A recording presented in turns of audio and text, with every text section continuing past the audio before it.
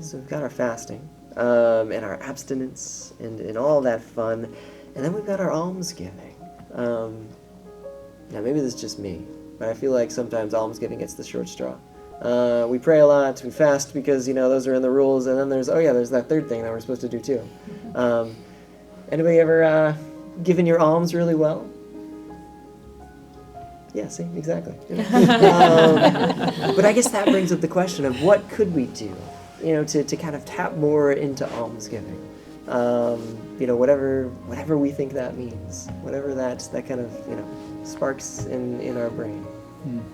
One thing I've done in the past, and I think I got this idea from someone else, is giving something small up that you usually purchase, like a coffee is what I did.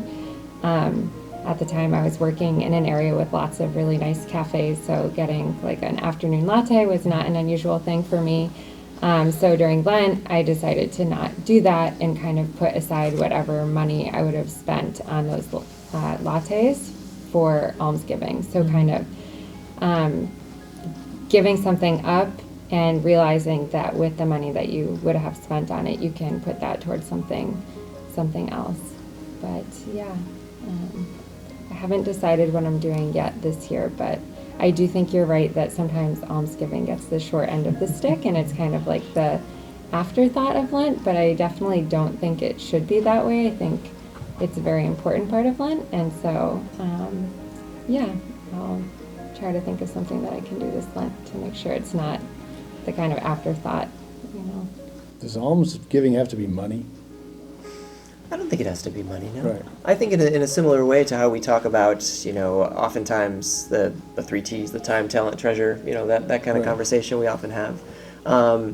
It could be that similar thing where really you're giving of yourself. Right. You're not fasting from something necessarily. It might not be inherently prayerful, and so it doesn't fit those two. But if I'm, giving in some way of myself, that could be giving alms in its own way. Yeah.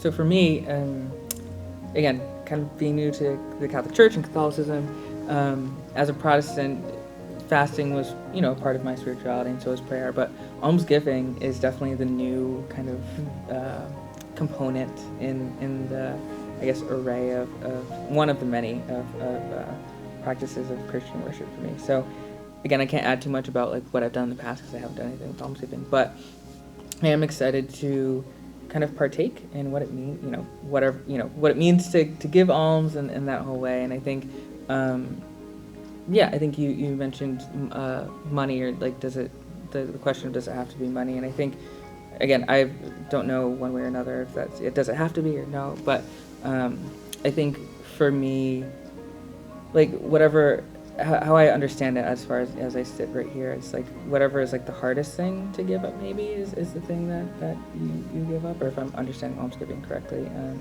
And so even though I don't know fully what almsgiving is quite like practically, I suppose, or like what it means, I think, whatever the hard thing is to do, and like the whole spirit I think behind Lent is like asceticism and denying yourself and being able to participate in the hard thing that Jesus ultimately did, which was carry the cross and die. And so, I'm looking forward to being able to die to self in that way this Lent, including almsgiving, right? And so again, don't know what that is fully, but I'm excited to kind of